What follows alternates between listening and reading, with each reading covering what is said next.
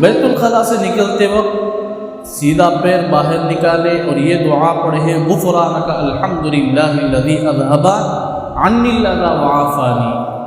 غفرانک، اے اللہ مجھے معاف فرما دیجئے، میری مغفرت فرما دیجئے۔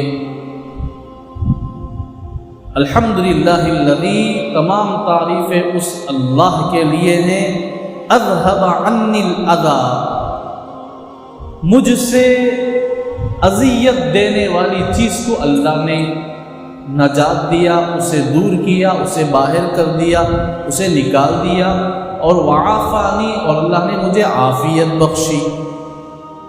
نہیں ہوا تو کتنی پریشانیاں ہوتی نہیں،